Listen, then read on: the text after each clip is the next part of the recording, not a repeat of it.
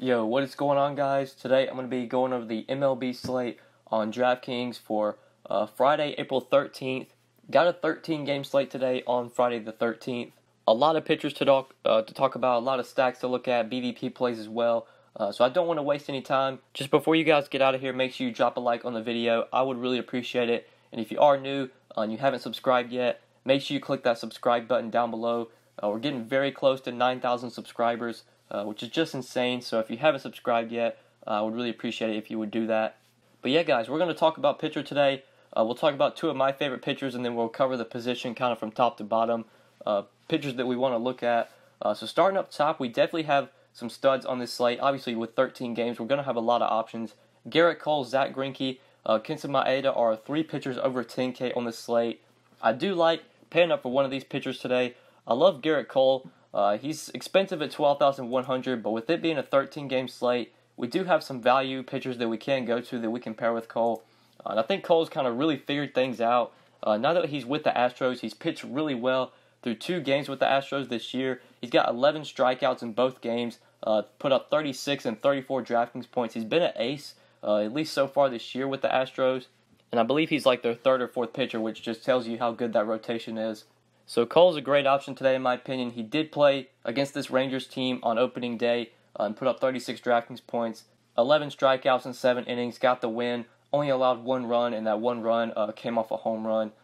So I love Garrett Cole today. Pitching in Houston, that's a much better ballpark to pitch in than if he was having to play in Texas. I think Cole, even though he's expensive, is able to pay off this price tag. I think he gets at least 20 to 25 DK points, and we know we've seen the upside. He has upside for way more than that. I do want to pay up for him on this slate, so guys like Greinke and Kenta Maeda, I'm not really going to today. I just much rather play Garrett Cole. Greinke and Maeda won't be really considering them at all. And then looking for SP2, there are a lot of SP2 options today, especially when we get to about this 8K, 7K, 6K range.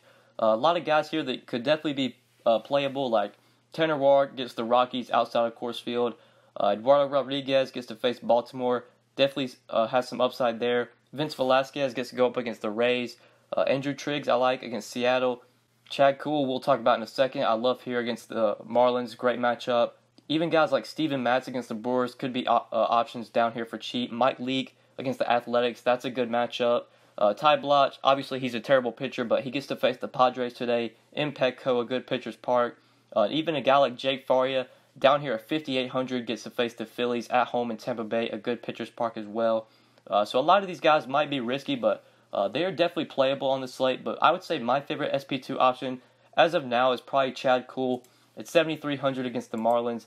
I'm just going to continue to pick on the Marlins all year. Sometimes it's going to work out, sometimes it won't. But when you get a pitcher this cheap, getting to pitch against the Marlins in Marlins Park, one of the best pitchers' park, I think you have to take advantage of it. And we know this Marlins offense, it's not scary. Definitely strikeouts in this lineup as well. They're only implied to score 4 runs today. The Pirates are favored, minus 129, so Kuhl has the possibility of getting a win here. There is some power in this Marlins lineup. I'll definitely give him that with Justin Bour, a very powerful bat. Even a guy like Rojas has hit a couple home runs this year, Dietrich as well. But there's still strikeouts up and down this lineup, especially when you get to the bottom.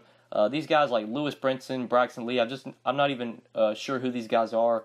Definitely not good hitters. Chad Kuhl will get to face the pitcher as well, get to face Dylan Peters, and that's pretty much a free strikeout. So I really like him here. He might not have the most upside. I would say it's pretty unlikely that Kuhl goes for like 30, 35. But for cash, if you need a cheap SP2 that can get you 15 to 20, I think Chad Kuhl is definitely the guy there. So I like him today at 7,300. There might be better plays with more upside, like Triggs might have more upside. Triggs would probably be the more likely to get like 25, 30.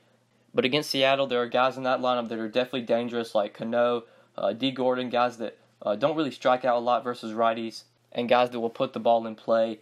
And there are obviously other plays you could go to that are cheaper. Mike Leake you could consider against Oakland. Mike Leake might not be the best upside pitcher, but against Oakland you could definitely consider him. There are a lot of SP2 options besides Kuhl. Like I said, Vince Velasquez, Eduardo Rodriguez, Tanner Ward. I think all these guys are playable today. But definitely my favorite SP2 on the slate would most likely be Kuhl at 7,300. And then if we look for batters today, look for some bats and talk about some stacks. We're going to go to second base for my first hitter on the slate. Good value here in my opinion, really, really cheap. Joe Panic I like today at 3,500 against Tyson Ross. I don't think Tyson Ross is a very good pitcher. He struggles to lefties. He gives up steals. Joe Panic will definitely run if he has the opportunity here against Tyson Ross. Panic does bat leadoff as well, so he has plenty of opportunity for at least 4 to 5 at-bats. Obviously, this game is going to have a low total, especially since it's played in Petco, and both of these offenses all around aren't that great. But Tyson Ross is also not that great of a pitcher, so you can definitely look at some of these Giants for value, like Panic, if you want to play Brandon Belt. All these guys are dirt cheap. Even Brandon Crawford down there projected about 6. He's only 2.8K. I do like some of the value here with the Giants if you need like some fillers. If you need a cheap second baseman, I don't mind Panic. You need a cheap first baseman, I think Brandon Belt is a guy that you could look to. So I do like the Giants here, the lefties, since they're dirt cheap. Since we want to pay up for Garrett Cole today, or at least I feel like I want to, I'm going to need some value hitters, and Panic definitely allows me to fit in Cole with him being just 3,500. But then my next play, going to third base, another sort of cheapish play here, 4,300. Like Alex Bregman today against Cole Hamels. I like this matchup with Hamels. We know that Cole Hamels really struggles with righties. Will give up a lot of hard contact to righties. He did do just that last year, gave up a ton of hard contact to righties. He was easy to run on as well.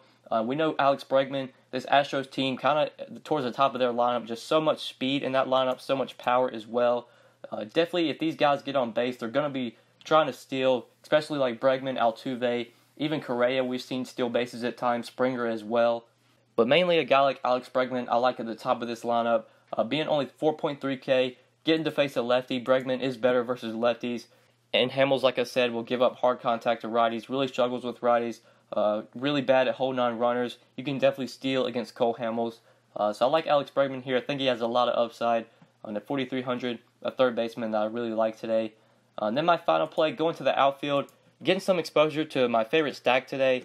Andrew Benintendi I like from the Red Sox. I think the Red Sox are probably the most popular stack on this slate, or they're probably going to be, but for good reason. Versus Chris Tillman, this is just such a good spot for the Red Sox, such a good spot for Andrew Benintendi.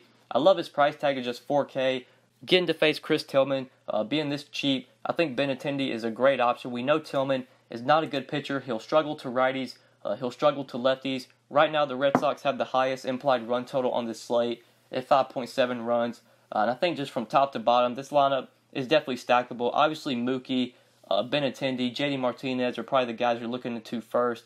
But even like Hanley Ramirez, if you wanted to play him, Rafael Devers, maybe if like Mitch Moreland, if he cracks the lineup, you could definitely find some value in this lineup, guys with upside. Benintendi being one of them. Devers, I think, is a guy you could look to. Even Jackie Bradley, I believe he has solid BVP versus Chris Tillman, a guy that you could look to for value. The Red Sox are going to put up runs today, I feel like. At least 4 to 5 runs on Tillman. So definitely a stackable team. And there is possibility that Andrew Benintendi is able to take Tillman deep. He has been hitting the ball well, been solid for fantasy last 4 games, 9, 8, 7, and 25 DraftKings points. Been pretty consistent for you, been getting the job done. So I like him here at 4K in the outfield. I think he's a really good play, trying to get some exposure to the Red Sox, trying to get some exposure to that team as much as I can. But yeah, guys, these are the 5 plays for today. Garrett Cole, Chad Kuhl, Joe Panic, Alex Bregman, and Andrew Benintendi. Now if we look at implied run totals for today, some of the top stacks on the slate, and looking at teams that have some of the highest implied run totals, definitely number 1 here is the Red Sox versus Tillman. That's a team I'm really going to be looking to. The Nationals, they have a 5.2 implied run total today versus Kyle Freeland, but I'm not sure I really like a lot of these Nationals bats. Maybe guys like Kendrick, Taylor you could consider for value, but I don't think these are guys I'm really jamming in. I think I prefer the Red Sox, and I prefer some of these Astros as well. The Astros, their total is only 4.9 runs right now as I'm recording this video, which is pretty surprising. I figured the Astros versus Cole Hamels would have at least a 5 or more implied run total.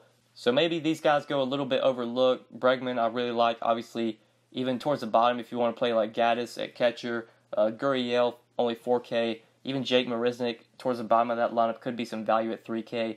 So I really like the Astros today. Obviously love the Red Sox, and those are kind of the teams I'm looking to stack up on this slate. And I do like some of these lefties from the Giants if you need value. Guys like Panic, Bell versus Tyson Ross I definitely think could be options. Brandon Crawford as well, 2.8K. But that's really it for stacks and implied run totals.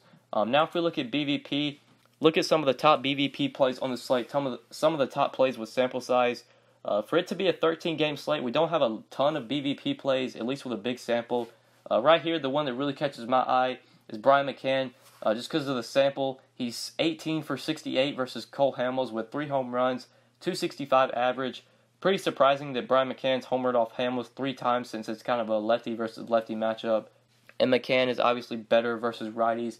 But McCann's done well against Hamels in the big amount of time that he has seen him. Corey Seager is 6 for 11 versus Zach Greinke with 2 home runs, a 545 average. I'm not sure what Seager's price is today. Let's go to the Dodgers. Seager's 4.2K versus Greinke. Obviously, that's not an optimal play, but for tournaments with the BVP, you would prefer this game being played in Chase Field, but you could definitely consider Seager today with how cheap he is, with how he got priced down because of the matchup. Another one that's got a pretty big sample, Jonathan Lucroy is 19 for 38 off Mike Leake with 2 home runs, a 500 average. Brandon Belt, who I mentioned I like, 6 for 17 off of Tyson Ross, 353 average. You could definitely consider Brandon Belt today. Evan Gattis has homered 3 times off Cole Hamels, 9 for 26. Gattis has really good BVP versus Hamels. I do like him today at catcher if you're looking for a catcher to play on the slate.